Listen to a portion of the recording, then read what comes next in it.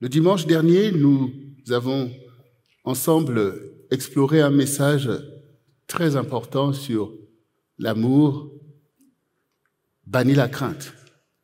Et nous avons pu voir ensemble qu'effectivement, le monde est un monde de crainte et que notre propre vie a été ainsi pris au filet des craintes. Et par la grâce de Dieu, nous allons pouvoir donc poursuivre dans ce message, mais nous allons voir l'échec d'un monde sans amour. Parce que pour mieux comprendre la valeur de cet amour, il faut quand même voir ce qui est le contraire de cet amour, le danger auquel nous sommes exposés si nous ne croyons pas dans cet amour, si nous n'y travaillons pas. C'est très important de pouvoir le voir pour comprendre de quoi Dieu veut nous parler et de combien il faut s'engager en fait. Donc il y a bien un monde sans amour. Et nous nous avançons de plus en plus vers ce monde-là, comme nous allons le voir. D'abord, dans 1 Jean 4, le verset 20, la dernière fois nous étions sur le verset 18 de 1 Jean 4, qui dit « L'amour véritable bannit la crainte, car la crainte suppose un châtiment. » Donc nous avons vu ça amplement la dernière fois et je vous y invite, vous peut-être qui suivez ce message pour la première fois, de vous référer effectivement au message donc de dimanche dernier pour mieux cerner ce que nous allons voir aujourd'hui. Et ici donc le verset 20 nous dit, si quelqu'un dit « j'aime Dieu » et qu'il haïsse son frère, c'est un menteur. Car celui qui n'aime pas son frère, qu'il voit, comment peut-il aimer Dieu qu'il ne voit pas? Donc c'est une interpellation pour chacun d'entre nous. Bien-aimés, j'aimerais que nous puissions tous constater que le monde est un monde religieux. De toutes sortes de religions. Depuis que le monde existe, il a toujours été un monde religieux. Le monde des athées, il n'y en a pas vraiment. Il faut s'en rendre compte. De la même manière que quand vous lisez la Bible, vous voyez que le monde est toujours gangréné par de l'idolâtrie. Ça l'est aujourd'hui aussi. Et c'est de la religiosité. Peu importe en quoi vous croyez, c'est de la religiosité en fait.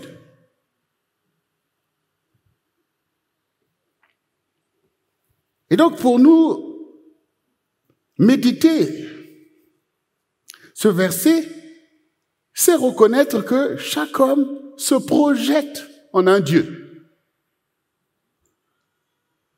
La plupart des personnes vont vous dire, oui, j'aime Dieu. Peu importe qui est ce Dieu. Donc les gens prétendent aimer Dieu. Si on pose la question de savoir, est-ce que tu aimes Dieu? Beaucoup diront, oui, j'aime Dieu. Beaucoup même diraient que oui, je suis fou de Dieu.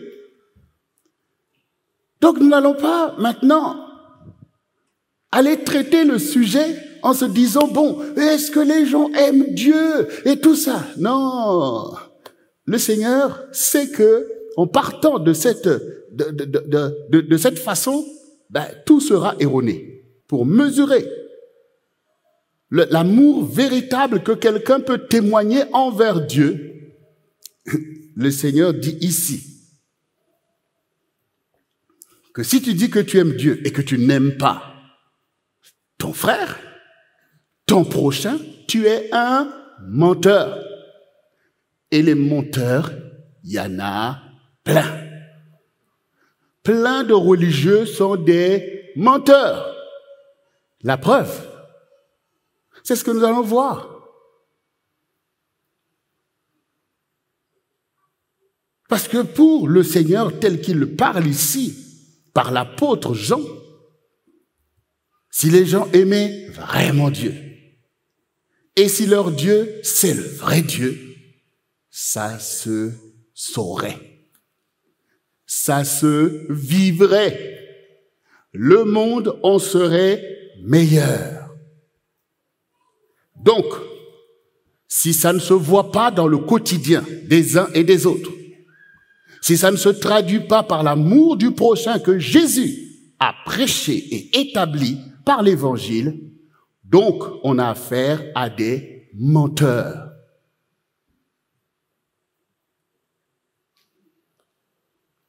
Bien-aimés, allons-y dans Matthieu 24. Et nous allons faire une lecture du verset 11 au verset 15. Voici ce qui est écrit. Plusieurs faux prophètes se lèveront, et ils séduiront beaucoup de gens. Et parce que l'iniquité se sera accrue, la charité du grand nombre se refroidira. Mais celui qui persévérera jusqu'à la fin sera sauvé. Cette bonne nouvelle du royaume sera prêchée dans le monde entier pour servir de témoignage à toutes les nations. Alors viendra la fin. C'est pourquoi lorsque vous verrez l'abomination de la désolation dont a parlé le prophète Daniel établie en lieu saint, que celui qui lise fasse attention. Le Seigneur Jésus, qui est le Dieu d'amour, et qu'il a témoigné en manifestant cet amour, qu'il a conduit à cette croix, qui a enseigné aux hommes l'amour et banni la guerre et la violence, le seul qu'il a fait,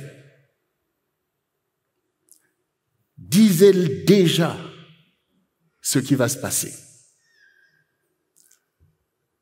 Bien sûr, comme maintenant vous l'avez compris, que le monde est un monde de religieux.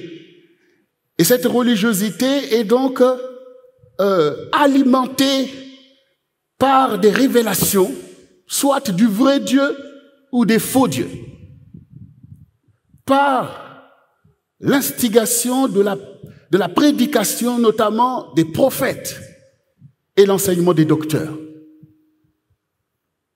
Et donc c'est ce que nous avons reçu par la connaissance que nous avons de Dieu et du Seigneur Jésus-Christ, révélé par les prophètes de Dieu et enseigné par les docteurs, comme nous le savons. Mais le monde étant aussi impacté par l'ennemi des âmes, le serpent, donc il y a aussi l'instigation des prédictions des faux prophètes et des faux enseignements par des docteurs pour erroner la religiosité des gens. Parce que les prophètes sont importants pour le monde spirituel, pour s'établir sur la terre. Et les docteurs sont importants pour que l'enseignement des choses spirituelles soit diffusé.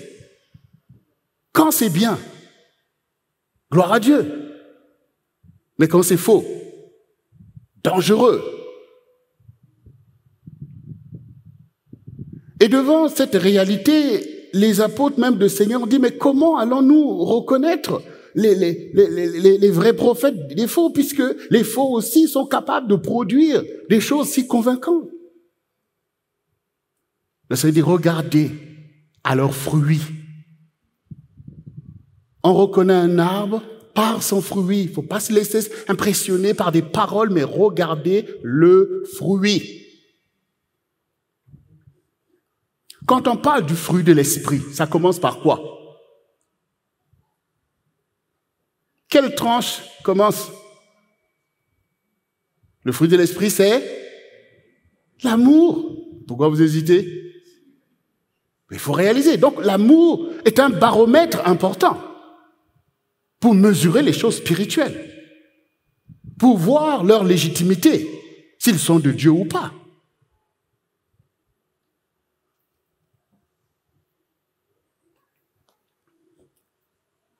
Donc ici, le Seigneur dit, plusieurs faux prophètes s'élèveront.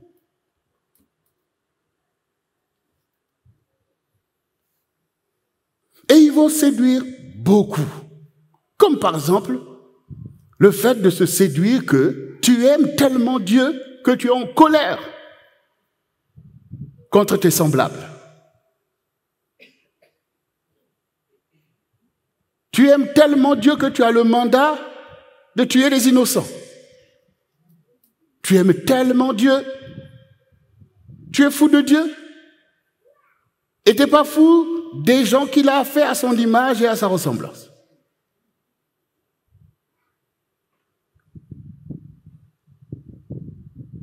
Dans la Bible, quelle est l'autre définition de l'amour? C'est le zèle. L'amour a toujours un caractère de zèle. Quand David dit « Le zèle de ta maison me dévore », ça veut dire « Je t'aime, Seigneur ». C'est ça ce que ça veut dire. Bon. Donc on a du zèle pour Dieu, on n'a pas le zèle pour son prochain.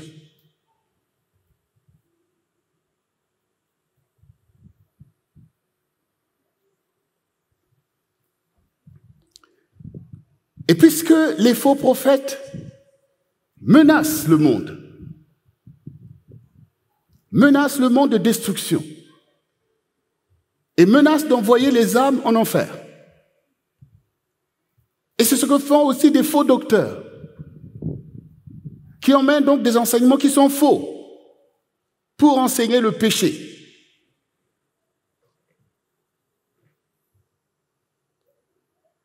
Donc le monde est menacé par ces personnages. Mais pourquoi ils arrivent ainsi à impacter, comme dit le Seigneur, séduire beaucoup de gens? La raison, c'est quand le Seigneur dit « Et parce que l'iniquité se sera accrue ». Donc ce sont les faux prophètes et les faux enseignants qui font monter l'iniquité. Ils font accroître l'iniquité, la méchanceté, le péché. Ils le font accroître. Parce que c'est leur vocation. C'est d'emmener le monde à sa perte.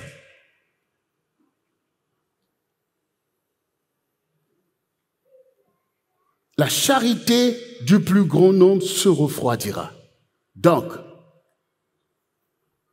le vrai danger de l'avènement et du règne des faux prophètes et des faux docteurs, c'est le refroidissement de l'amour. C'est le refroidissement de l'amour, en fait, qui les font régner. Je vous donne des exemples clairs. Vous êtes une famille ou un couple. Vous marchez dans l'amour. Donc, il y a des choses que vous acceptez et des choses que vous ne pouvez pas accepter. Dans un couple maintenant, que le diable vienne dire à l'époux de faire du mal à l'épouse ou à l'épouse de faire du mal à l'époux, quand l'amour règne, est-ce que cela est possible? Non. Mais quand il n'y a plus d'amour, est-ce que c'est possible? Voilà. Donc le danger, c'est le refroidissement de l'amour, en fait. C'est ce qui crée le boulevard pour Satan. Regardez les enfants d'Israël. Non seulement que nous voyons que même dans la maison de Jacob, ces enfants ont été capables de fomenter des meurtres, notamment au sujet de Joseph, leur frère. Mais même plus tard, cette famille devenant une nation, la nation d'Israël, quand Moïse a été envoyé par Dieu pour les faire sortir du pays de l'Égypte et les conduire dans le beau pays de Canaan pour qu'ils deviennent aussi une grande nation à la gloire de Dieu.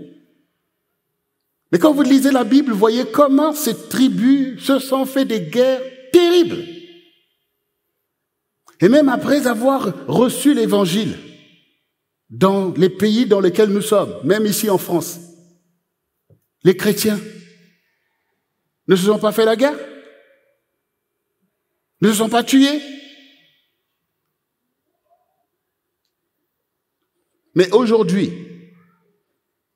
avec nos nations démocratiques, nos pays développés, les lois, l'état de droit, il y a peut-être plus de guerres où par opposition des doctrines. On se prend pour aller faire la guerre, mais est-ce que cette guerre, elle est terminée dans le cœur des gens?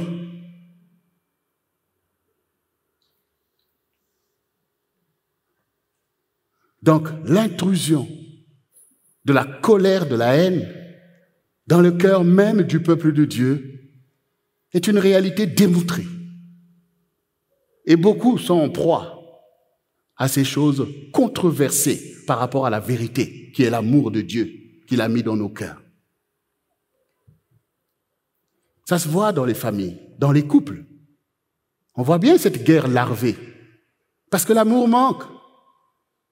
Donc il y a le refroidissement de l'amour. Quand l'amour se refroidit, il perd le zèle. Il n'y a plus rien qu'on va faire pour défendre l'amour. Il n'y a plus personne qui veut donner sa vie, comme le Seigneur dit qu'il n'y a pas de plus grand amour que de donner sa vie. Donc ça veut dire que ce qu'il y a de plus grand dans l'amour, c'est le zèle qui porte à faire comme le Seigneur. C'est le fruit de l'amour. Il n'y a pas de plus grand amour que de donner sa vie pour ceux que l'on aime. Ça veut dire que quand on aime quelqu'un, il y a un don qui permet à celui qui est aimé de bénéficier. Quand Jésus nous a aimés, nous avons bénéficié de son sacrifice, de sa consécration. Il a pris nos péchés, c'est-à-dire qu'il a payé pour ce qu'il n'avait pas fait, pour nous délivrer.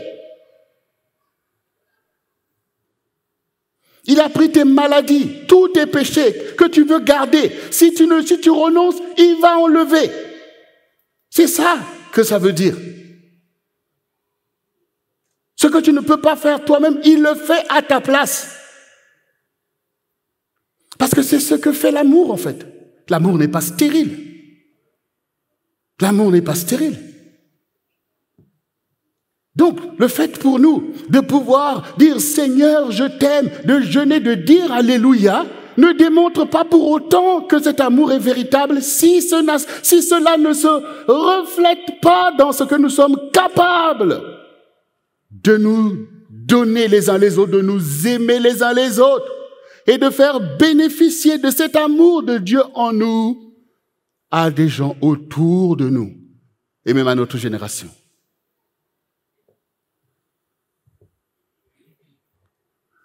C'est ce qui ouvre le boulevard à des faux prophètes.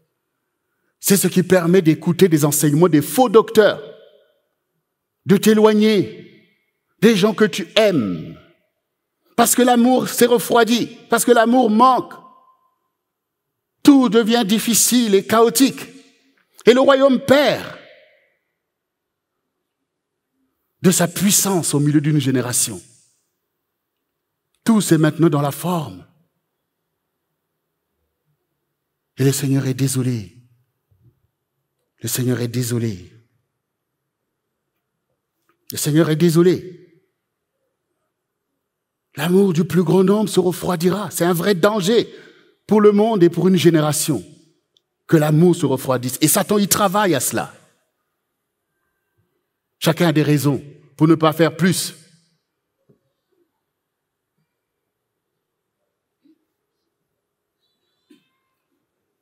Même dans les couples, on se marie en grande pompe et puis demain, il n'y a plus personne qui est capable d'aimer l'autre. Et puis personne ne s'en inquiète. C'est normal, on a des raisons. Oui, mais c'est ci, c'est là, mais c'est le manque d'amour qui parle. On craint tout maintenant encore. Voilà. Et l'amour qui était là pour bannir la crainte n'est plus là. Et Satan peut régner. Mais le Seigneur dit ici, mais celui qui persévérera jusqu'à la fin sera sauvé. Persévérer en quoi? C'est ça la question. Persévérer dans l'amour de Dieu et l'amour du prochain. Les deux sont liés. Persévérer dans l'amour du prochain, dans l'amour de ton semblable, dans l'amour de ce que Dieu t'a confié, dans l'amour de l'Église, dans l'amour des uns et des autres, pour que le royaume qui seul peut résister contre le royaume du monde, qui est le royaume de Satan, puisse prévaloir. Tu persévères dans quoi? Pour beaucoup, on persévère dans le péché. Au lieu de laisser Jésus enlever tous ses péchés, tu veux toi aussi avoir part avec le monde qui périt. par les convoitises. Le diable vient te proposer, trahis ton frère, je te donne telle chose. Trahis l'église et je te donne telle chose. Et c'est vers ça que tu cours. Non, le Seigneur te dit, si tu persévères, tu seras sauvé. On voit bien ce que le Seigneur dit quand il reviendra, il y aura des grincements de dents. C'est pas parce que c'est pas la religiosité qui te sauve, c'est l'amour qui te sauve. C'est l'amour de Dieu.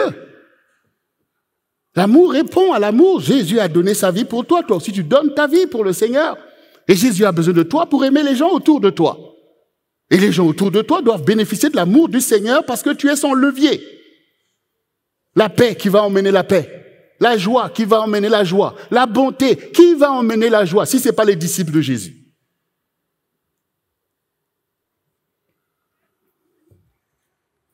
Cette bonne nouvelle du royaume, la bonne nouvelle du royaume, l'évangile, sera prêché jusqu'à la fin pour servir de témoignage.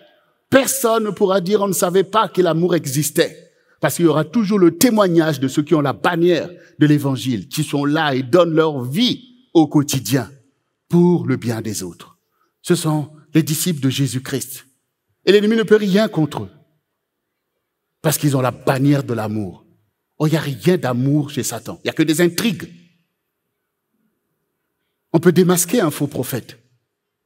On peut démasquer un faux docteur. Il suffit d'être rempli de l'amour de Dieu pour savoir que non, c'est pas avec amour ça que ça se passe là. Non, ces paroles-là ne correspondent pas à l'évangile de Jésus-Christ. Mais comme chacun se laisse infecter, toi-même par la haine, la colère, où tu penses que tu es difficulté à cause de ton frère, à cause de ceci, tu ne vois pas en fait le règne de l'iniquité de l'ennemi. Alors c'est facile de nous diviser les uns les autres, alors que l'apôtre dit non, le combat c'est pas contre la chair et le sang. C'est contre les dominations, les principautés, les puissances de l'air. Comment, le Seigneur dit, comment ne comprenez-vous pas mon langage?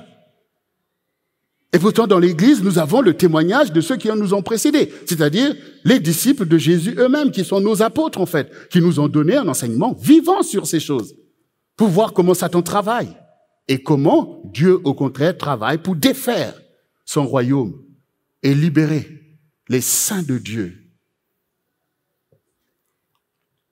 Il faut se réveiller, bien-aimés. L'heure avance, mais le témoignage de l'Évangile doit être là. Dieu est encore capable de sauver, de relever et de manifester une grande gloire au milieu de notre génération. Mais ça ne sera pas sans l'amour déployé, un amour zélé qui bannit la crainte et qui permet d'accomplir l'œuvre de Dieu sur la terre.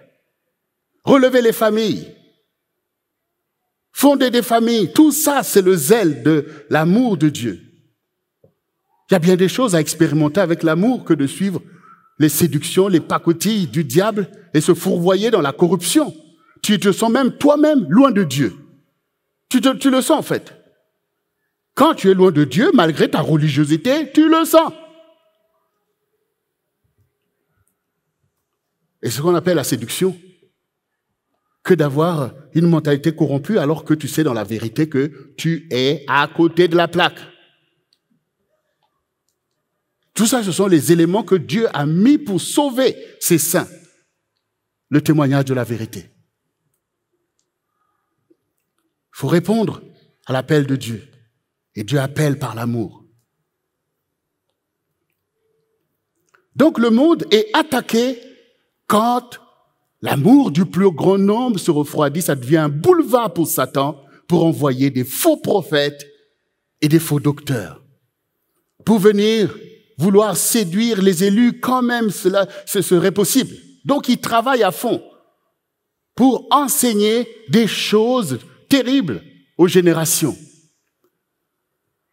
Tout ça, les faux prophètes travaillent et ouvrent un chemin. De la même manière que les vrais prophètes ouvrent le chemin de Dieu, comme nous le savons.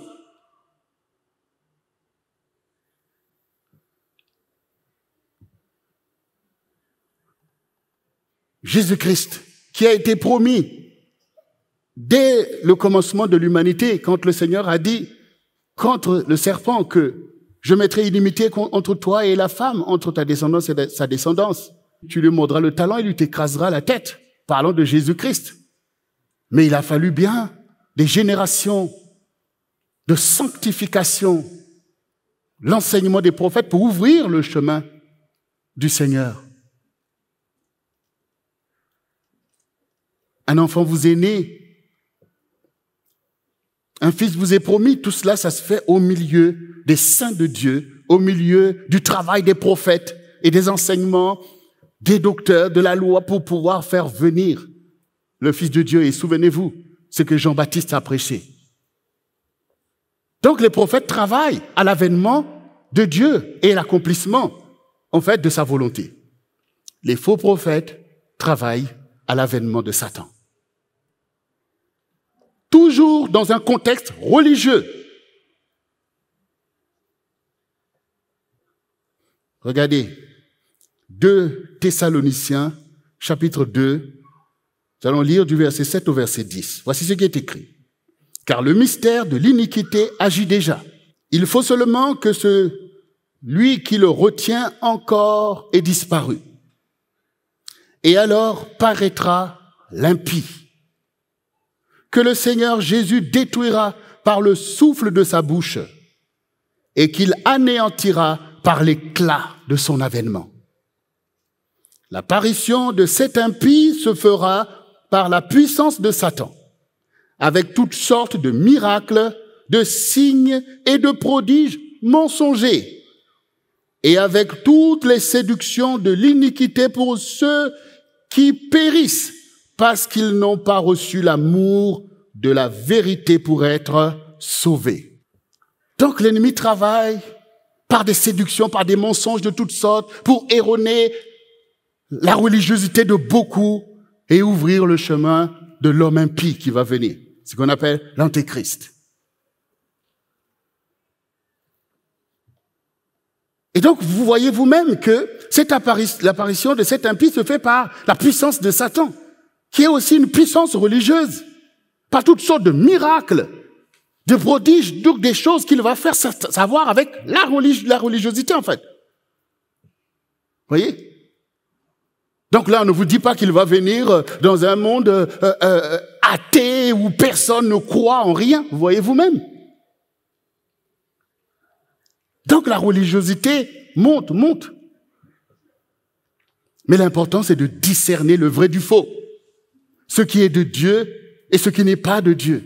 De ne pas se laisser impressionner par des religiosités, mais de regarder comme le Seigneur lui-même, quand il est arrivé à Jérusalem, il ne s'est pas laissé impressionner par, des souverains sacrificateurs, tout ça, s'est laissé impressionner comme ceux qui sont pâmés devant le déploiement de religiosité. Non! Dieu sonde les cœurs et les reins. Et il a placé le verdict de la vérité derrière les apparences de la religiosité et de la piété. Oui.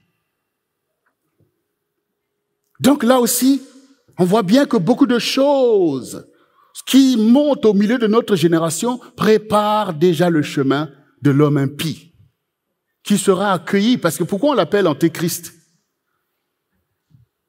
Vous voyez? Dans cela, il y a déjà le côté où beaucoup le recevront comme le Christ. Vous comprenez? Donc, beaucoup, y compris des enfants d'Israël, qui est encore pris aujourd'hui pour l'avènement du Christ, pour eux, ils le reçoivent comme Jésus a dit. Jérusalem, Jérusalem, qui tue les prophètes, qui lapide ceux qui te sont envoyés. J'ai voulu rassembler tes enfants comme une poule rassemble ses poussins, mais vous ne l'avez pas voulu. Maintenant, votre maison vous sera laissée déserte. Et vous ne me verrez plus. Jusqu'à ce que vous disiez, béni soit celui qui vient au nom du Seigneur. Et il a dit aussi que vous ne me recevez pas, mais quand un autre viendra en son propre nom, vous le recevrez. Donc il y a beaucoup de choses. Mais pourquoi le Seigneur a été rejeté? Pourquoi il a été rejeté? Une fois, les pharisiens et les autres, ils ont pris des pierres pour le lapider. Parce qu'ils ont dit, mais es-tu le Christ? Pourquoi tu tiens nos cœurs en suspens? Il dit, mais je vous ai dit que je suis le Christ et vous ne voulez pas le croire. Et parce qu'il a dit ça, ils ont pris les pierres pour vouloir le lapider. Il a dit, mais attendez, j'ai fait beaucoup de bonnes œuvres au milieu de vous, pour laquelle vous me lapidez. Il dit, non, c'est pas à cause des bonnes œuvres, c'est parce que tu dis que tu es Dieu. Il dit, ben attendez, mais la parole ne dit pas que vous-même vous êtes des dieux. Donc on voit bien, c'est par manque d'amour qu'il a été rejeté. Par manque d'amour de ceux qui se sont levés comme ses oppresseurs. Parce que quand vous avez l'amour de Dieu, vous reconnaissez l'amour véritable. On ne peut qu'apprécier quelqu'un comme Jésus. Mais quand l'amour manque,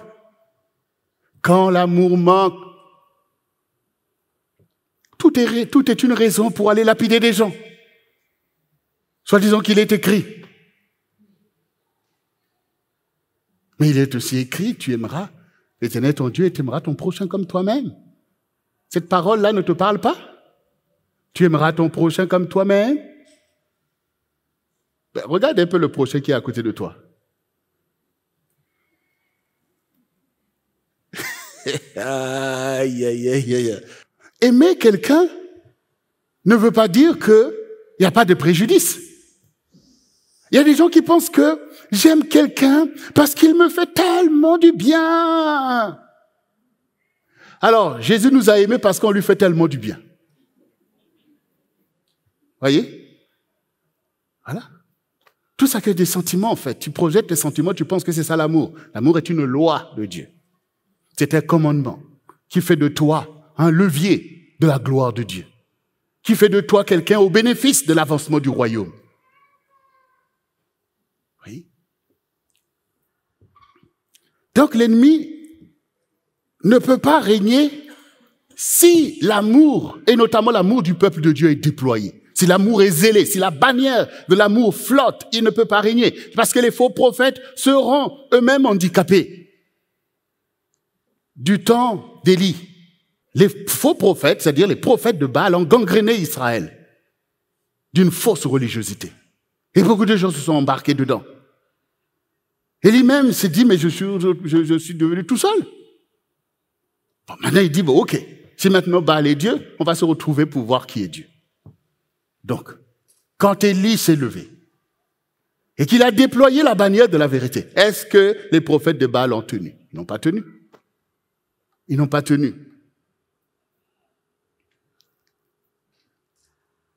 Donc ce règne-là n'est pas en train de se déployer si les saints de Dieu sont zélés en amour. Voilà. Parce que l'amour bannit la crainte. Par cet amour, on n'a pas peur des faux prophètes ni de leurs prédictions que nous brisons par la bannière de la vérité. Et nous n'allons pas ne pas nous aimer dans les familles, dans les couples, dans l'église, pour que cette bannière flotte, pour repousser, effectivement, ce règne impie, en fait, qui est un règne d'intrigue, que le diable emmène, intrigue entre frères et frères, sœurs et sœurs, intrigue entre les parents et leurs enfants. Il met l'intrigue partout, en fait, pour refroidir l'amour et le rendre inapte et faire régner l'iniquité par la colère, par toutes sortes d'impuretés qu'il met dans le cœur de ceux qui acceptent ce manque d'amour, comme nous venons de l'entendre ici, justement. Oui, il fait des signes mensongers, mais ces signes opèrent parce qu'il y a toutes sortes de séductions de l'iniquité pour ceux qui périssent, c'est-à-dire ceux qui n'ont pas l'amour de la vérité. On vient te dire, ton frère, telle chose, allez, boum, tu te lèves, tu veux détruire. Ton frère, Joseph, dit, voilà, j'ai reçu un songe, j'ai vu que dans ce songe, vos gerbes se sont prosternées devant mon gerbe. Allez, boum, allez, on va aller le tuer ou le vendre, toutes sortes de choses. C'est le manque d'amour. Parce que si c'est amour, ah bon, Dieu t'a dit ça, ah d'accord, on va prier, on va regarder. Oui, pourquoi Dieu ne peut pas élever ton frère?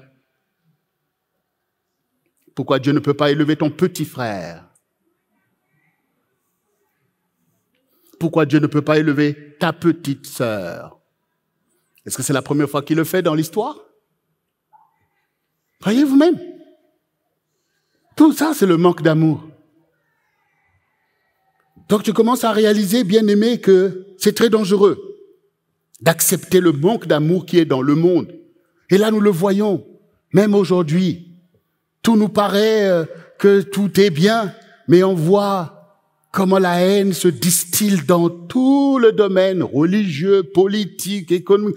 Tout est là maintenant pour pouvoir distiller des paroles de haine, des idéologies de haine. Très dangereux tout ça. Enseigner les gens à se haïr les uns les autres sous prétexte qu'ils ne sont pas de même race, de même conditions sociales. Dans un monde basé sur le pillage des nations les plus faibles, veut mépriser des gens, veut croire que nous sommes je ne sais pas quoi. Donc, on veut déployer une solidarité économique, mais il n'y a pas une solidarité humaine. Tout ça, eh bien, c'est ça la mode maintenant là. Allez, ça y va, ça y va, ça y va.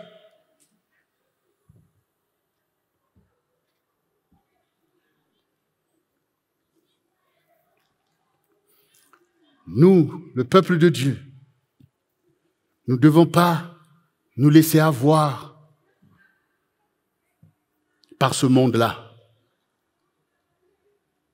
Ce monde du manque d'amour est très dangereux et a déjà causé des dégâts au milieu du peuple de Dieu dans l'histoire. Regardez dans Lamentation, chapitre 2, du verset 13 au verset 14, voici ce qui est écrit. Que dois-je te dire? À quoi te comparer, fille de Jérusalem? Qui trouvait de semblable à toi? Et quelle consolation te donner, vierge, fille de Sion? Car ta plaie est grande comme la mer. Qui pourra la guérir? Tes prophètes ont eu pour toi des visions vaines et fausses. Ils n'ont pas mis à nu ton iniquité, afin de détourner de toi la captivité. Ils t'ont donné des oracles mensongers et trompeurs. Quand l'amour manque, quand on se détourne de Dieu et de tout ce qui est saint, c'est l'avènement non seulement des faux prophètes et des faux docteurs, comme on a dit, mais y compris aussi des fausses visions au milieu même des enfants de Dieu. Des fausses visions. Dieu m'a dit, Dieu m'a dit, Dieu m'a dit. Quand on regarde le résultat de ça, c'est le péché.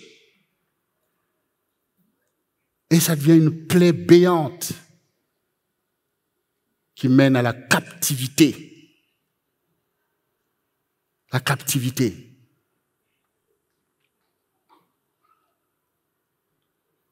Et on constate ces choses. On constate cette captivité. On dit, Seigneur, tu es où? Mais Dieu est amour. Il règne par l'amour. Il enseigne l'amour. Il veut voir son peuple dans l'amour. Nos bénédictions sont attachées au déploiement de cet amour. Donc, quand tu es dans ces choses, il ne faut pas laisser des gens qui viennent t'encourager à faire les mêmes choses. Comme toujours, n'oubliez pas que Satan, quand il vient, c'est pas pour te dire non, n'aime pas Dieu, ne suis pas Dieu. Non, c'est pour te dire que Dieu a dit mais tu ne mourras pas. Tu peux mélanger le bien et le mal. Tu peux aussi faire ceci, sois toi-même. C'est exactement ce qu'il fait. C'est ce que je vous ai toujours enseigné. Donc ici aussi, quand le peuple de Dieu se retrouve dans ces choses, tu auras toujours et des faux prophètes qui viennent te dire oui, continue, c'est pas grave. Et aussi des fausses visions qui viendront te conforter dans des choses dont tu vois toi-même que tu es dans l'iniquité. Tout ça pour continuer à te piller. Vouloir renverser le témoignage de la vérité dont nous sommes porteurs en tant que disciples de Christ. La Bible dit que l'Église est l'appui et la colonne de la vérité. L'Église est là pour résister au règne de Satan qui agit dans les nations. Mais l'Église, c'est le rassemblement des saints. C'est chacun de nous qui élève la bannière. C'est chacun de nous qui s'inscrit comme Christ pour la gloire de Dieu. C'est ça, en fait, l'histoire.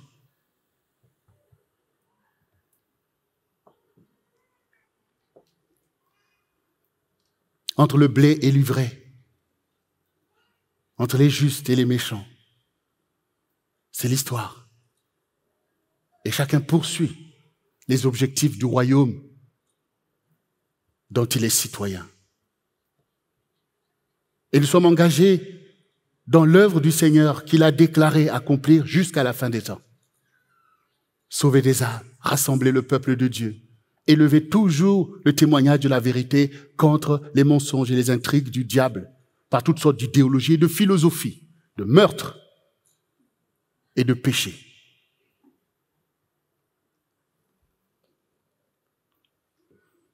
Alors maintenant que nous avons compris que le monde sans amour est un monde en perdition, et que ce n'est pas du tout ni notre monde, ni le monde que nous confessons. L'Évangile est venu pour se déployer jusqu'à la fin, jusqu'aux extrémités de la terre, jusqu'à la fin des temps.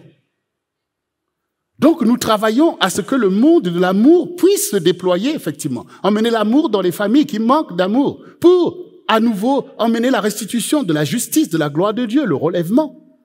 Emmener l'amour dans le cœur de l'homme.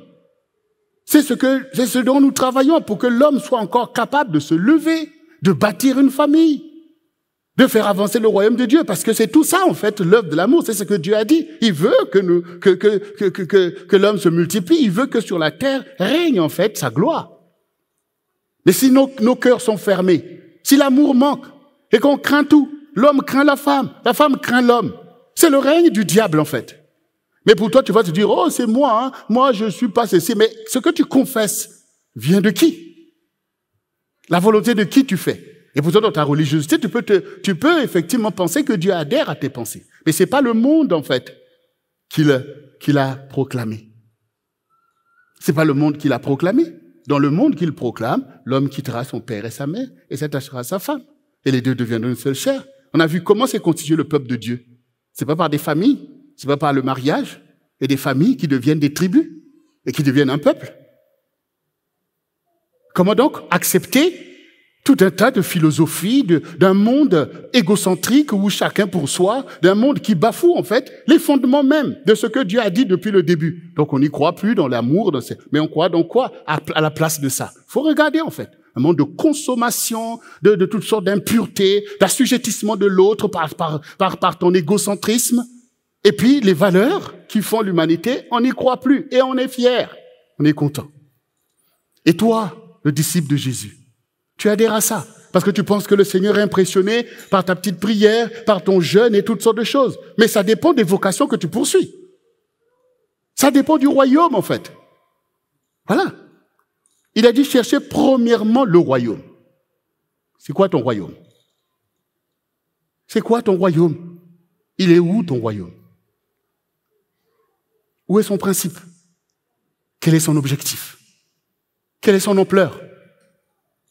Voyez, je vous ai toujours dit, Satan est aussi religieux. Il est capable de venir t'inspirer des religiosités inertes qui ne mènent nulle part, sinon qu'à des choses que nous dénonçons, qui se sont retrouvées même du milieu du peuple de Dieu. Il faut faire attention. Cherchez premièrement le royaume. Et dans ce royaume du Seigneur, c'est un royaume d'amour. Aimez-vous les uns les autres. Ça va encore le voir. Donc ce monde est dangereux. On n'accepte pas ce monde du diable qui enseigne de ne pas aimer, qui ferme l'amour, qui te rend inapte sur le domaine de l'amour. On n'enseigne pas, ça ne correspond pas aux enseignements que nous recevons du Seigneur ou qui sont ici enseignés et prêchés tous les jours. C'est te rendre capable en amour. Et l'amour est parfait. Parce que l'amour est de Dieu. L'amour, c'est Dieu. L'amour, c'est Dieu. C'est de cette Église que le monde a besoin, en fait. Parce que quand on est rempli d'amour, on peut tout pour la gloire de Dieu. Et Satan ne pourra pas passer. Donc l'amour, c'est la loi éternelle de l'amour que nous voyons dans la parole. Voyez, déjà, dans Jean 15, du verset 12 au verset 14, les pharisiens ont abordé Jésus en lui disant, il dit, mais maître, quel est le plus grand commandement? Si vous voulez voir, bon, lui, est-ce qu'il est vraiment de Dieu? Est-ce qu'il connaît vraiment tout ce qu'on a reçu de Moïse? Disons, quel est le plus grand commandement? Parce que Jésus leur enseignait, parlait sur le royaume. Il parlait sur le royaume, mais s'est approché. Ils ont dit, mais oui, mais quel est le plus grand commandement? Maître, quel est le plus grand commandement de la loi? Jésus lui répondit, tu aimeras le Seigneur, ton Dieu, de tout ton cœur, de toute ton âme, de toute ta pensée. C'est le premier et le plus grand commandement. Et voici le second, qui lui est semblable. Tu aimeras ton prochain comme toi-même. De ces deux commandements dépendent toute la loi et les prophètes. Le premier commandement, c'est d'aimer Dieu. Un croyant, donc, qui ne s'inscrit pas pour aimer Dieu, n'est pas dans la loi de Dieu. Mais voici le deuxième qui lui est lié. Tu aimeras ton prochain comme toi-même. Ça veut dire, Dieu veut de l'amour entre lui et son peuple, et entre son peuple, Dieu veut le règne de l'amour, le seul qui résiste contre le règne de Satan. Donc nous avons raison de pouvoir, comme Jérémie, avons-nous de dénoncer le refroidissement de l'amour, qui est palpable, on le voit. Et quand cet amour manque, il n'y a que des problèmes. Il hésite, telle chose, que des problèmes. Plus jamais, alléluia, gloire à Dieu, dans telle famille, dans ceci, alléluia, le peuple de Dieu qui se réjouit parce que l'Esprit de Dieu agit librement, puissamment. Les prodiges de Dieu éclatent.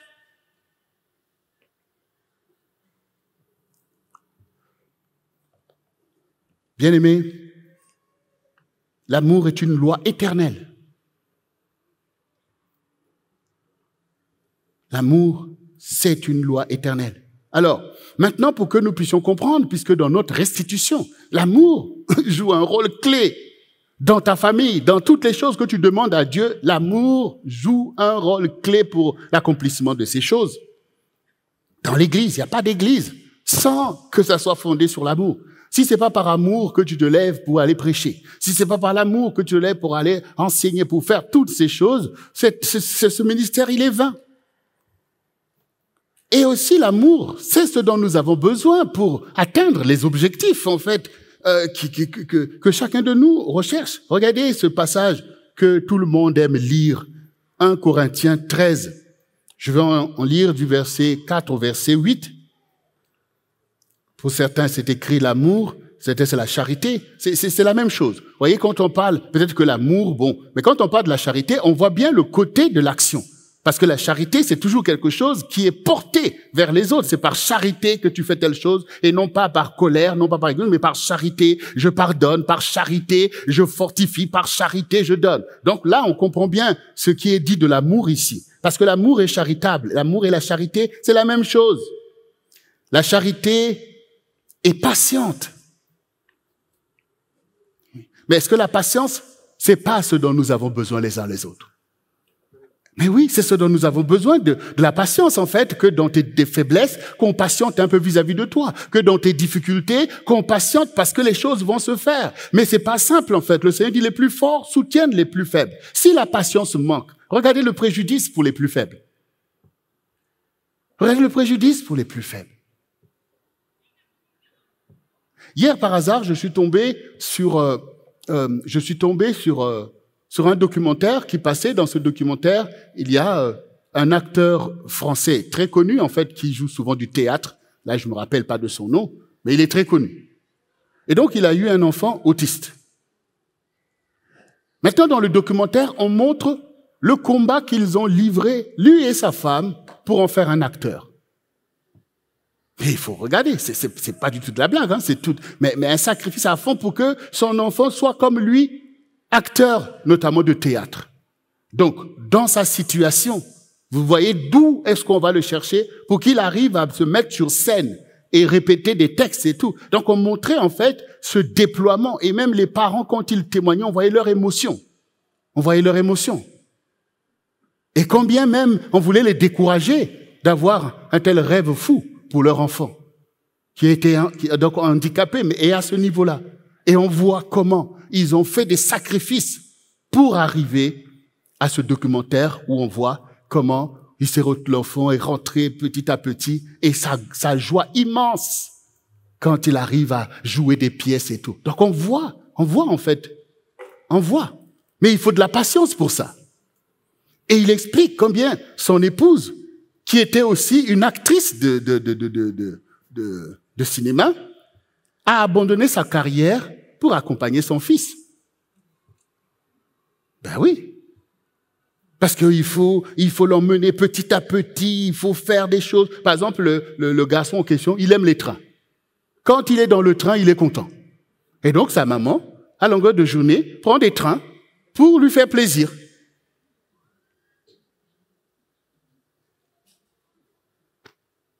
Voilà. Lui, il aime le bruit des trains et il préfère le train que la voiture. Il dit là, le train, c'est grand. La voiture, c'est un peu plus petit. Vous voyez? Mais ils ont cette vision d'en vouloir faire un acteur. C'est une œuvre d'amour, de patience surtout. Patience surtout. Patience surtout.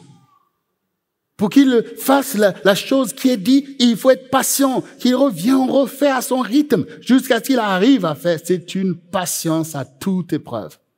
Donc, si le monde est aujourd'hui en même temps brutalisé, si les plus faibles sont réduits, toujours dans les bas-fonds de l'histoire, c'est qu'il manque de la patience vis-à-vis d'eux. Et tout ce qu'on entend même en politique, c'est ça en fait. Oui, mais ceux-là, les autres, comme si, bon, voilà, il faut renvoyer, il faut rejeter. Il n'y a pas de patience. C'est qu'il n'y a pas d'amour. Parce que l'amour est patient. On patiente, en fait. Dans les choses de Dieu, tu peux...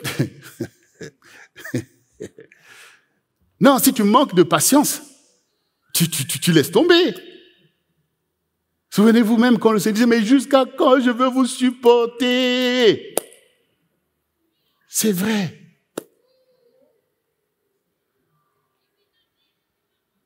Même Moïse, on dit, c'était l'homme le plus doux, c'est-à-dire le plus patient. Et au final, c'est lui qui n'est pas rentré même dans le pays en question.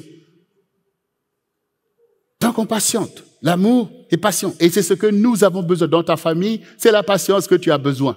Dans ton couple, c'est la patience. Des couples sans patience. Terrible.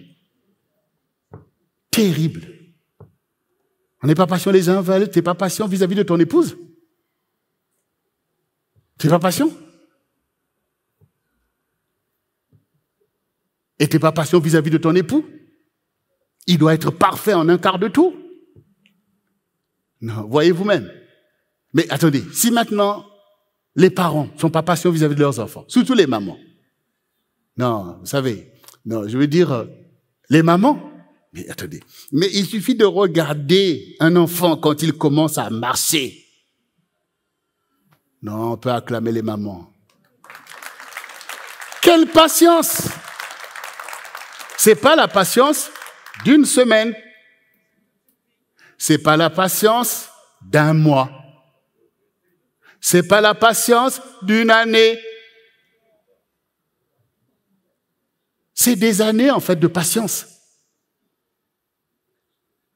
Tout commence vers 2 ans. Surtout les enfants là, dynamiques là. Comment on les appelle? Il y a des comment on appelle ces enfants? Hyperactifs. Mais c'est du danger permanent, en fait. Du danger permanent. Et il faut quelqu'un pour surveiller et patienter. Sans briser l'enfant dans son élan de connaître. Vous voyez, ça dit qu'il faut beaucoup d'amour parce que sinon, c'est arrête, on le bloque, reste chez toi là. C'est préjudiciable aussi pour l'équilibre, en fait, psychologique de l'enfant et son aptitude à apprendre et à grandir. Donc, des fois, malheureusement, il y a des enfants qui sont victimes finalement, d'une réaction des parents qui bloquent, en fait, leur attitude à vouloir comprendre les choses. Donc, en même temps, il faut protéger pour que l'enfant ne soit pas en danger et en même temps patienter pour que lui aussi, au travers de ça, apprenne et tout ça. Non, c'est pas la blague. Et ça, c'est que l'amour qui fait ça. La patience, bien-aimé. L'amour est patient. Donc, quand tu es capable de faire ça, donc tu sais que ton cœur est rempli d'amour. Il faut dire ces choses parce que souvent les gens intolérants croient que c'est les plus vertueux. C'est ce qu'on appelle du sophisme, en fait. Moi, je suis sévère, hein? Mais tu es sévère par rapport à quoi? Voilà. Si tu peux être sévère avec toi-même pour être meilleur, oui, ça peut peut-être t'aider. Mais être sévère vis-à-vis des gens qui sont plus faibles que toi, c'est leur faire du mal, en fait. Donc, on supporte des choses. Voilà, dans l'amour, on supporte, comme Jésus supporte pour nous. On supporte des choses, en fait. mais en restant dans la vérité. Mais on supporte, on pardonne, on fait grâce, on supplée à telle chose. C'est la patience de l'amour. Et l'amour, c'est ça. L'amour est plein de bonté. Aïe, aïe, aïe, aïe, aïe, aïe, aïe, aïe. La bonté, on en a tous besoin. On en a tous besoin. Dans les couples, c'est la bonté qu'on a besoin. Dans les familles, c'est la bonté. Dans l'église, tout ce qu'on a besoin, c'est la bonté. Et dans le monde, c'est de la bonté qu'on a besoin, en fait. C'est de la bonté. Ça manque dans ce monde. Ça manque. On ne voit pas des bontés, on veut des politiques de bonté. Tout ce qui est bon, en fait. Tout ce qui est bon. La justice doit se fonder sur la bonté, en fait. Il faut être bon pour les gens. Tout à l'heure, je vous ai pris l'exemple des parents qui sont bons pour leurs enfants. En faisant tout ce qui peut leur mener à l'épanouissement. C'est la bonté que les gens ont besoin. Mais dans un monde où on te dit, oui, sois toi, un monde égocentrique, où tout c'est toi, alors que tu devais manifester de la bonté. C'est ce que les gens ont besoin. Nous voulons bien de la bonté de Dieu. Dieu renouvelle ses bontés pour nous, et toi, tu ne veux pas renouveler tes bontés pour les gens qui t'entourent. Bien-aimé, c'est un monde dangereux, le monde sans amour. La charité n'est pas envieuse. Eh bien oui, c'est ça. La bonté a plus personne que des envies. Oh, pourquoi ceci? Moi, je veux ceci comme un tel et tout. Tout ça, c'est des choses du diable. La bonté ne se vante pas. Quel monde de vantards!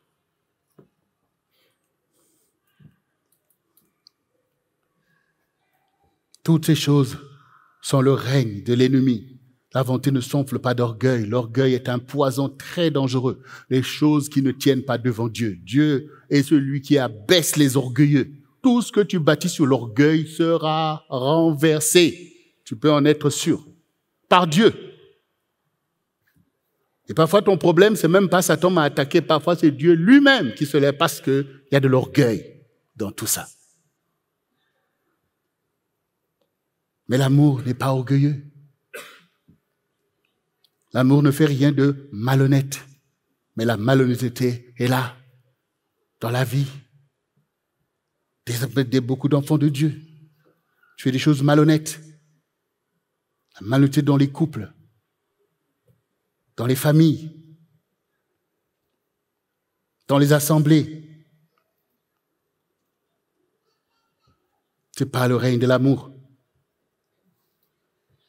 Ce sont ces choses qui refroidissent l'amour et ouvrent la porte au règne du diable, comme nous avons dit. Elle ne cherche pas son intérêt. Pourquoi est-ce que tu ne dois pas chercher ton intérêt? C'est que tu cherches le royaume. Et il n'y a pas de royaume où il n'y a que toi avec Dieu. Il n'y a pas de Robinson Crusoe dans l'église du Seigneur. Ce sont des légendes, des fables. Mais l'église, c'est le rassemblement des saints. Là où c'est saint, il y a l'amour. Il y a l'intérêt du royaume. Il y a l'intérêt les uns pour les autres. L'amour ne soupçonne point le mal. Parce que le soupçon du mal est une attitude qui est impure, en fait. Non, mais oui, tu es sûr qu'il t'aime vraiment? Tu es sûr que ce qu'il a dit là, c'est avec vérité qu'il a dit? Oui, c'est ça en fait le soupçon du mal. C'est pas du genre que Dieu dit que le mal n'existe pas. Non, il parle du soupçon du mal. C'est-à-dire que là où quelqu'un te parle, tu commences à voir, non. Vous voyez, c'est ce soupçon-là que le diable donne. Ça, c'est le soupçon du mal. Il faut pas confondre avec le fait de connaître ce qui est mal et de pouvoir dire non, je peux pas faire ça ou non, ne fais pas ça. C'est pas de ça qu'il s'agit. Il s'agit d'une attitude, d'un esprit bizarre que tu peux avoir, en fait. Tu es toujours en train de soupçonner le mal. Non, certainement il ment, certainement telle chose, certainement il cache quelque chose, certainement. Ben, ça vient pas de Dieu. Parce que Dieu révèle les choses.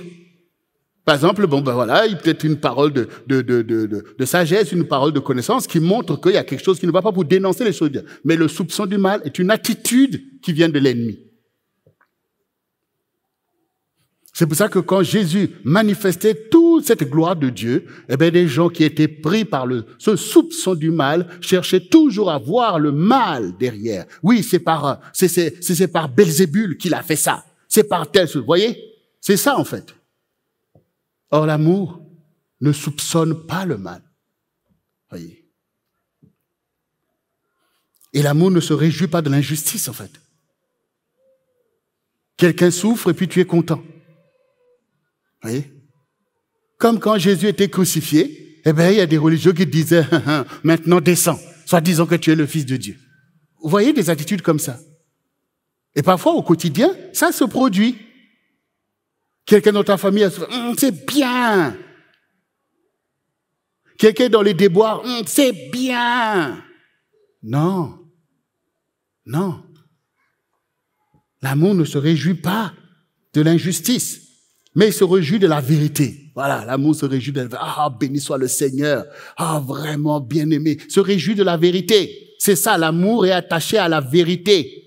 Parce que l'amour est vrai, parce que l'amour est Dieu. Et Dieu est un Dieu de vérité. Et son peuple doit être un peuple de vérité. Elle excuse tout. Ben oui, l'amour cherche toujours à sauver. Donc, va trouver, excuser, c'est de se dire, bon, d'accord, il a mal fait, mais on va faire comme ça. Vous voyez? C'est comme le Seigneur, oui, ils ont péché, mais on va les sauver. Je vais donner ma vie, on va régler cette affaire de cette façon. Vous voyez? C'est l'amour qui fait ça, en fait. Vous voyez? L'amour excuse. Dieu excuse tes péchés. Et le Seigneur pense que tu es digne qu'il donne sa vie pour toi. Que tu es digne de le servir, d'être son représentant. Souvenez-vous, Saul de Tarse sur la route de Damas, acharné contre les saints de Dieu. Il allait à Damas pour aller en arrêter et même tuer. Et Jésus lui est apparu. Qui es-tu, Seigneur? Je suis Jésus que tu persécutes. Mais maintenant, lève-toi, car je t'ai choisi. Du milieu de ce peuple et du milieu des païens vers lesquels je t'envoie, vers qui je t'envoie, afin de les faire passer des ténèbres à la lumière, de la puissance de Satan à Dieu, afin qu'ils obtiennent, par la foi en moi, le pardon de leurs péchés, de tous leurs péchés, et l'héritage avec les sanctifiés. Vous voyez, donc, quelqu'un qui persécute les saints du Seigneur, qui a participé à la mort d'Étienne, Jésus l'a excusé pour dire, voilà, Père, pardonne-leur car ils ne savent ce qu'ils font. Il est aveuglé, fanatisé par des gens malins, des docteurs malins. Mais je lui apparaîtrai et je lui ferai connaître. Et il a même dit clairement, je te montrerai les choses que tu souffriras pour mon nom. Vous voyez, l'amour excuse tout en fait. Pourquoi dans les couples, dans les familles, quand quelqu'un demande pardon, on ne veut pas excuser? Pourquoi on ne veut pas pardonner? Pourquoi on ne veut pas revenir à ce qui est bien? Les cœurs fermés, les cœurs durs, qui ne pardonnent jamais.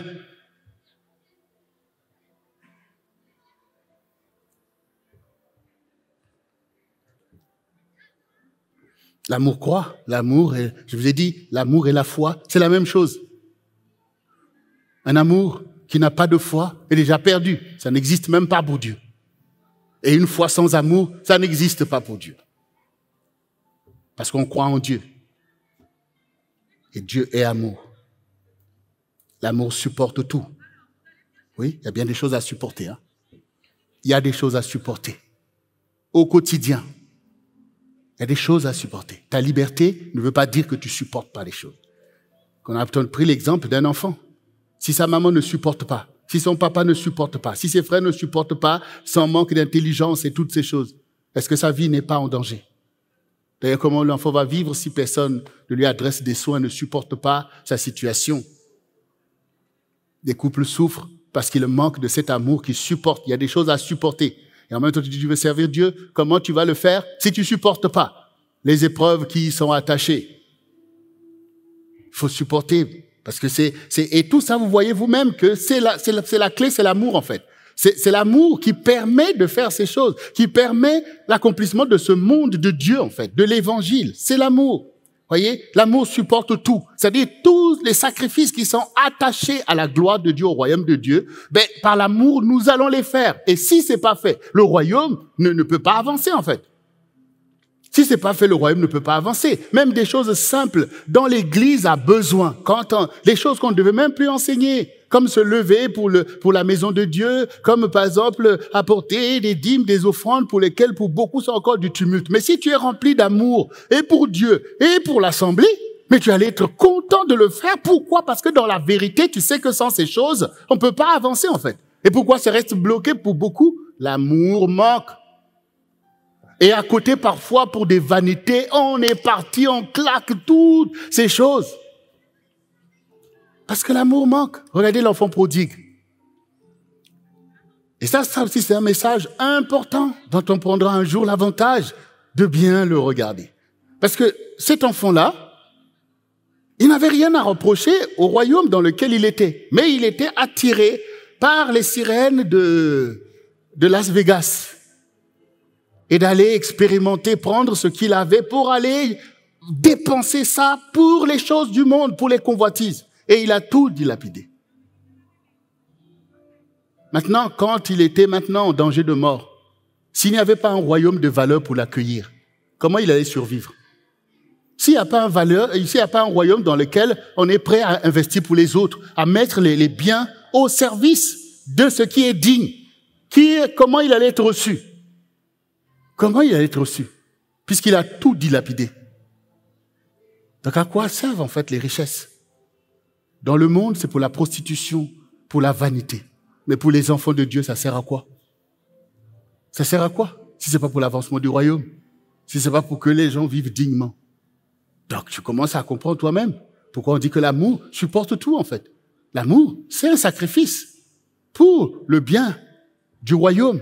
Et le royaume, c'est un royaume vivant. C'est-à-dire, ils sont les êtres humains. Le royaume, c'est pas, pour Dieu, le royaume, c'est pas les frontières, les ceci. Non. Le royaume, c'est le rassemblement des saints qui bénéficient des grâces et des bontés de Dieu par le moyen de l'évangile. Parce que l'évangile, c'est ce que tu veux pour toi, il faut le faire pour l'autre.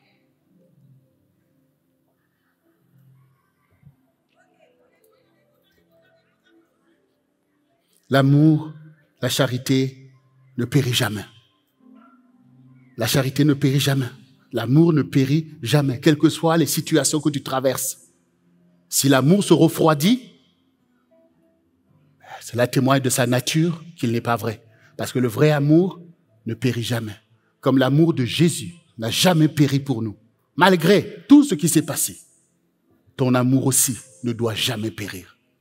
Il doit toujours produire son œuvre. Il doit toujours produire son œuvre. L'amour ne périt jamais. Les prophéties prendront fin. Les langues cesseront. La connaissance disparaîtra. Parce que ces choses sont des choses nécessaires pour nous édifier. Mais l'amour est éternel. Donc la vie éternelle, tout ça, c'est déjà l'expression de l'amour de Dieu et ton amour qui fermente, où tu as compris le sens de l'histoire. C'est pour glorifier Dieu. Quand, dans le livre de Daniel, quand il était devant cet ange qui lui parlait, qu'il a voulu se prosterner, l'ange lui dit non, tu adoreras Dieu seulement. Il a dit, tu es un bien-aimé. Tu es un bien-aimé. Est-ce qu'un ange peut dire une telle parole si ton cœur n'est pas rempli de l'amour de Dieu, de l'amour de ton peuple, de tous ces sacrifices que tu es prêt à faire pour l'avancement de la gloire de Dieu? Non, il ne faut pas céder sur l'amour. Il ne faut pas céder sur l'amour, ni dans tes pensées, ni dans tes sentiments. Ne laisse pas du terrain à Satan. Laisse l'amour se déployer en toi et te rendre capable d'accomplir l'œuvre à laquelle Dieu t'a appelé. Des vocations qu'il a mis en toi. Pour que le peuple de Dieu vive, il faut aimer le peuple de Dieu. Il faut avoir cette vision-là. Parce que sinon, tu ne pourras rien faire pour lui. Alors que tu es là pour ça. Il faut avoir la vision aussi d'aimer ta famille. Parce que c'est pour ça que Dieu t'a placé là, pour que ta famille vive. Il ne faut pas accepter du diable une vision néfaste de ta propre famille. Et laisser ainsi que l'ennemi puisse détourner de ton cœur l'amour que Dieu a donné pour le bien des tiens. L'amour qu'il t'a donné pour le bien de l'Église, pour le bien du centre du réveil chrétien. Ça, c'est une œuvre d'amour. Et plus cet amour se déploie et plus nous accomplissons l'œuvre de Dieu pour notre génération. Et il y a des choses à porter et à supporter pour le salut de beaucoup d'âmes et pour le relèvement du peuple de Dieu. Tu y es appelé. Le secret, laisse l'amour de Dieu déborder en toi. Parce que c'est le règne. Et où nous avons compris maintenant, mais nous, notre part, c'est cet amour qui bannit la crainte. Et ici, dans Romains 5, du verset 1 au verset 6, il est écrit, « Étant donc justifiés par la foi, nous avons la paix avec Dieu par le Seigneur Jésus-Christ, à qui nous devons d'avoir eu par la foi accès à cette grâce, dans laquelle nous demeurons fermes, et nous nous glorifions dans l'espérance de la gloire de Dieu. Mais plus, nous nous glorifions même des afflictions, sachant que l'affliction produit la persévérance, la victoire dans l'épreuve, et cette victoire, l'espérance. Or, l'espérance ne trompe point, parce que l'amour de Dieu est répandu dans nos cœurs par le Saint-Esprit qui nous a été donné. Car lorsque nous étions encore sans force, Christ, autant marqué, est mort pour les impies. L'amour supporte tout, donc nous supportons des afflictions. J'ai pris l'exemple de la maman, elle est affligée par les réalités des enfants qu'elle doit porter pendant des années. C'est sa part de l'amour que Dieu a mis en elle pour faire une telle œuvre de Dieu sur la terre. En tant que peuple de Dieu, nous avons bien sûr toujours des enfantements, des gens qui se tournent vers le Seigneur, qui sont des bébés spirituels qu'il faut porter, il faut prier pour eux, il faut faire beaucoup de sacrifices pour eux. Et cela amène des afflictions. Même les gens qui nous rejettent, même pour notre génération, les gens qui veulent nous lapider, qui sont toujours en train de fomenter des choses, mais nous devons porter devant Dieu le dessein, qu'ils parviennent aussi à la connaissance de la vérité. Cela donne des afflictions. Alors que tu n'as rien fait, tu as tout simplement reconnu la vérité, confessé Jésus, ben on s'acharne contre toi, on te méprise peut-être dans ta famille. Ce sont des afflictions que l'amour porte sans que tu développes toi-même la haine contre eux. C'est ce que l'apôtre vient de dire. L'affliction donne la persévérance. Nous persévérons dans l'amour, parce que c'est dans l'amour qu'on persévère. Pour garder l'amour, il faut garder l'amour. Il faut garder l'amour, même quand tu en reçois des rejets, toutes sortes de choses, mais tu gardes l'amour des tiens. Tu gardes l'amour du peuple de Dieu et l'amour des âmes. L'amour des âmes.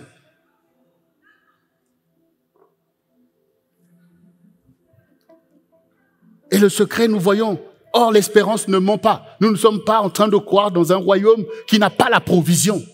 Donc, la provision, c'est le Saint-Esprit qui a été envoyé pour nous conduire dans toute la vérité, dans tout l'amour de Dieu. Donc, ce que nous n'avons pas, nous demandons au Seigneur. Demande au Seigneur de remplir ton cœur d'amour, comme il est dit ici, que le Saint-Esprit répand l'amour de Dieu dans nos cœurs. Cela vient de l'Esprit de Dieu, ça ne vient pas de l'Esprit du monde. L'Esprit du monde, c'est un esprit d'intrigue, de manipulation, de séduction. Donc, c'est le diable qui a fomenté tout ça, en fait. Mais l'amour dont nous avons été créés par l'image et la ressemblance de Dieu, l'Esprit de Dieu est toujours là en fait. C'est pour ça que Jésus a dit, sans moi vous ne pouvez rien. Mais je vous enverrai le consolateur, le Saint-Esprit, pour nous conduire. Donc maintenant, tu sens dans ton amour qu'il manque de cet amour parce que tu as vu toi-même tout ce qui a été dit, tu le vois dans ton quotidien. Maintenant, ne te sens pas maintenant désolé comme s'il n'y a pas de solution. La solution, c'est que le Saint-Esprit est là, prêt à remplir ton cœur de cet amour victorieux. Donc, ouvre ton cœur. Dis, Saint-Esprit, oui, mon amour s'était refroidi. Je n'avais pas d'amour. Mais aujourd'hui, je reconnais ta parole est la vérité. Je demande pardon, Seigneur, pour tous les préjudices que j'ai commis contre les gens, contre toi et même contre moi-même. Aujourd'hui, Seigneur, réponds cet amour dans mon cœur. Réponds cet amour dans mon cœur, Seigneur, afin que je puisse faire ton œuvre. Alors, l'amour nous rend victorieux. L'amour de Dieu, nous en sommes les réceptacles. Et avec cet amour, nous accomplirons l'œuvre à laquelle il nous a appelés. Et beaucoup de gens seront relevés.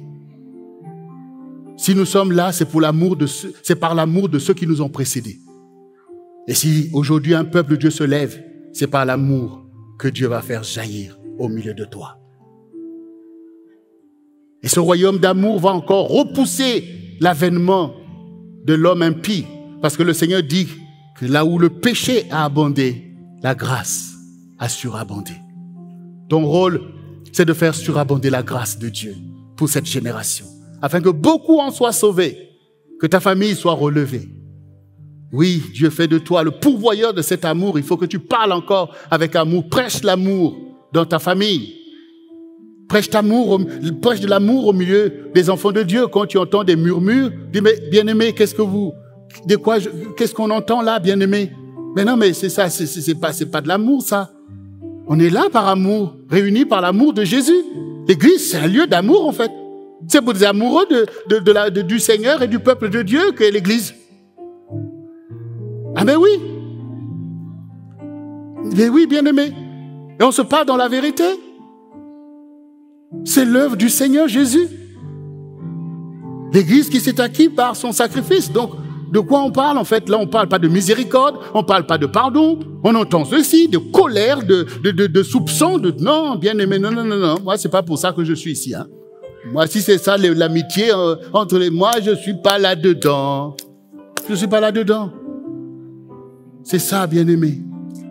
Mais maintenant que Dieu est capable de nous ramener dans son amour, ramener nos cœurs à lui, parce que son cœur est pour nous, et Dieu aussi ramène nos cœurs les uns vers les autres. Il ramène le cœur de l'époux vers l'épouse et le cœur de l'épouse vers l'époux. Le cœur des parents vers leurs enfants et le cœur des enfants vers leurs parents. Le cœur des pères vers leurs fils et le cœur des fils vers leurs pères.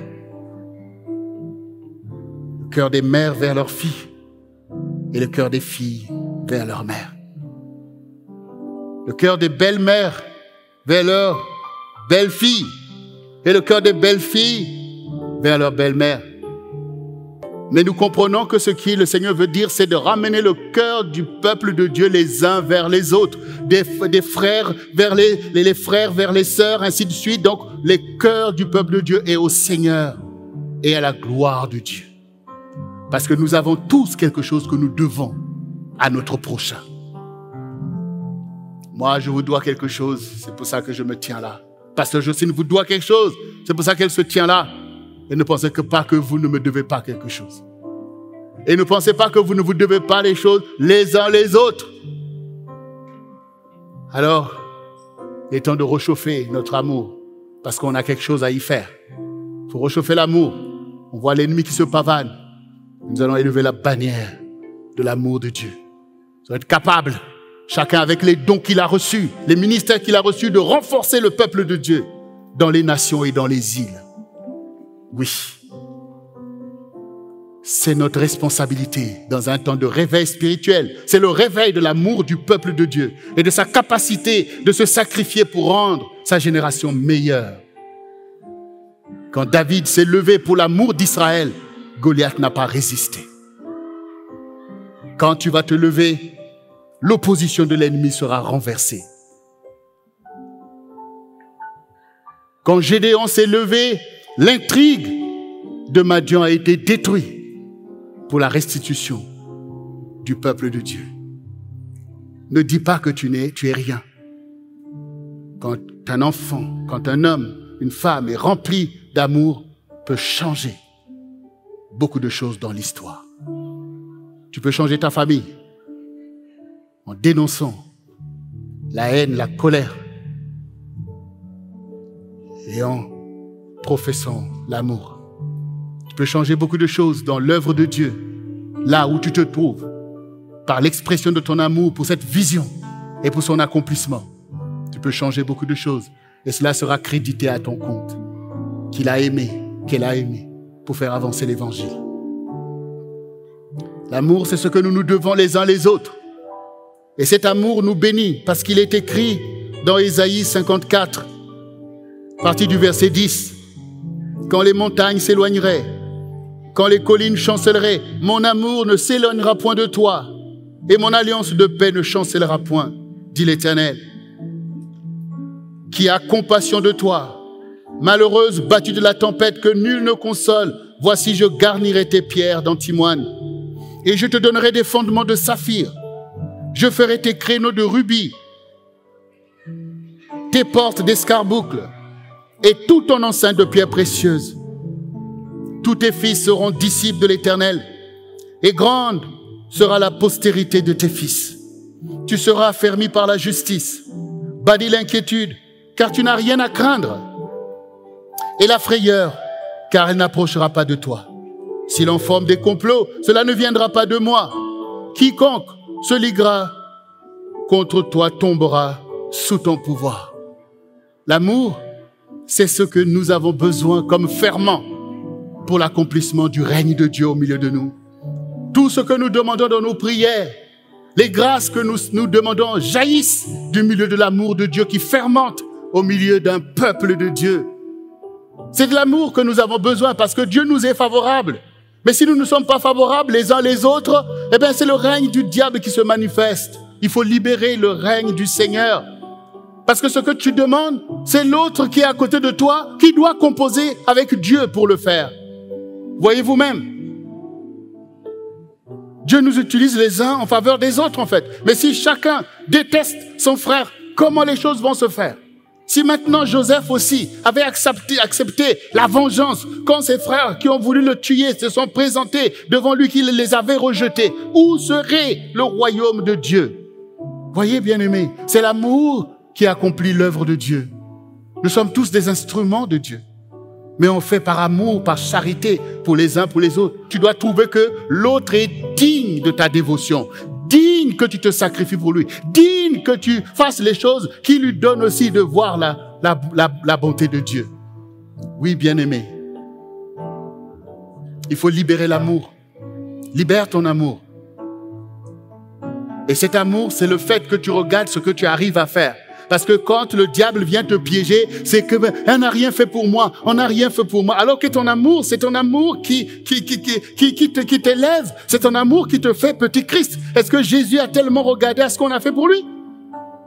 Est-ce qu'il a tellement regardé à ce qu'on a fait pour lui, lui le roi des rois? Mais il s'est réjoui de l'amour qu'il a pu libérer pour l'humanité. Voyez, bien-aimés, sortons des pièges intellectuels du diable pour empêcher au cœur de régner. L'amour est dans ton cœur. C'est là que le Saint-Esprit va le mettre. Alors laisse ton cœur s'exprimer pour faire du bien. Ressemble au Seigneur. Et cet amour va nous bénir, nous avons vu. Dieu nous donne un fondement de saphir. Toute notre enceinte de pierres précieuses, toutes les grâces, toutes les bénédictions sont attachées à l'expression de l'amour de Dieu et de l'amour du prochain. Alors maintenant, bien-aimé, tu as compris. L'amour bannit la crainte. Par cet amour de Dieu qui va te remplir, tu ne craindras pas de remporter la victoire sur l'ennemi. Tu ne craindras pas pour bâtir ta maison. Tu ne craindras pas pour bâtir l'œuvre du Seigneur. Tu ne craindras pas pour rentrer dans ton ministère. Tu ne craindras pas pour aller évangéliser, pour que les âmes soient sauvées. Tu ne craindras pas de prier, de jeûner pour le salut du peuple de Dieu. Tu ne craindras pas pour le déploiement de l'œuvre du sang du réveil chrétien dans lequel tu as été établi afin qu'un réveil puissant puisse impacter cette génération. Tu ne craindras pas parce que ton amour zélé accomplira des choses. Tu te réjouiras au contraire d'accomplir l'œuvre de Dieu comme David avant toi, comme Esther qui a sauvé son peuple devant le danger. L'amour n'a pas manqué dans son cœur pour prendre le risque de relever le challenge pour son peuple. L'amour triomphe de la haine et de la colère comme Dieu triomphe de Satan. Ouvre ton cœur au vrai évangile qui te rend utile dans la maison du Seigneur. Avec cet amour, nous serons affermis par la justice. Et tous nos fils seront disciples de l'Éternel. Ça veut dire qu'il y aura l'expansion du peuple de Dieu. Parce que c'est par l'amour de Christ que nous allons déployer la bannière de son évangile. Nous ne serons pas inaptes aux œuvres de Dieu. Mais toutes les œuvres que Dieu a préparées longtemps d'avance pour que nous puissions les accomplir seront accomplies. Parce que nous avons l'amour pour ça. Alors, sois béni, bien-aimé. Sois béni dans ta vie. C'est cet amour qui va faire la différence. Sois béni dans ta famille. C'est cet amour qui va relever la famille.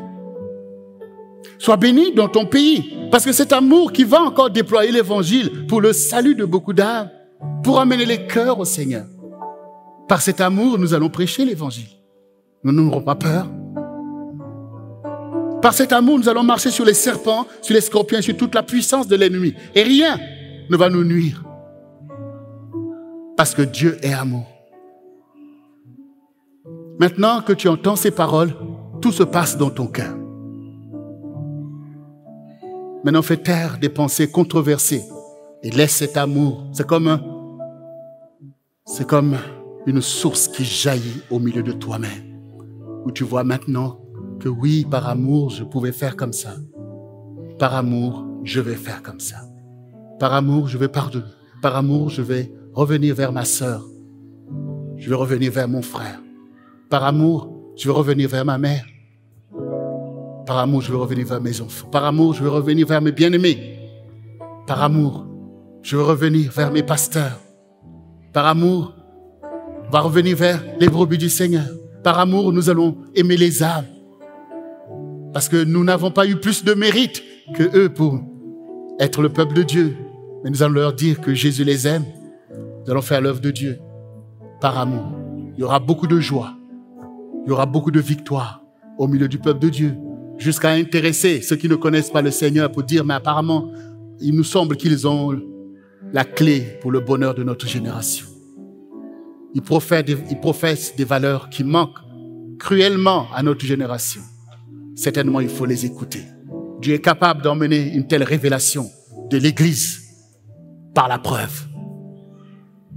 Par la preuve.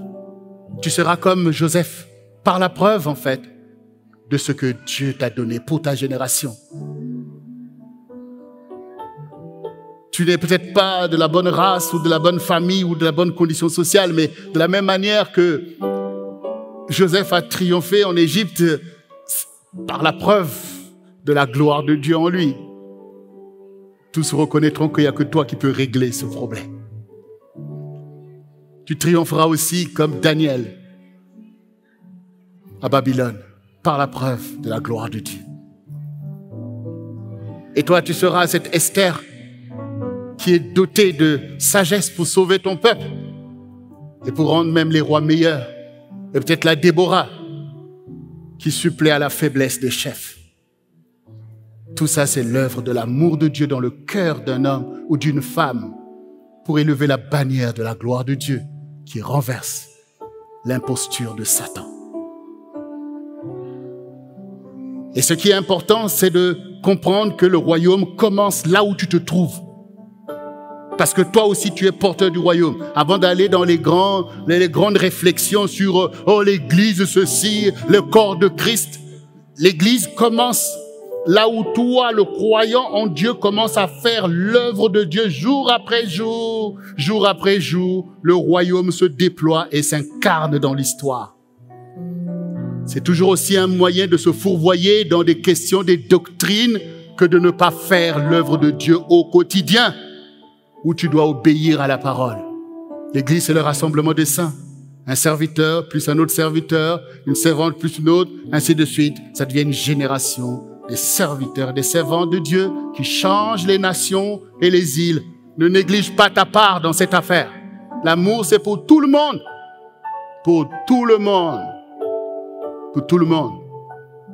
Et dans l'Église, la jeunesse doit prendre avantage de ces enseignements. Car le monde que vous voyez, si vous ne vous levez pas pour travailler à son changement, vous allez hériter d'un monde impie.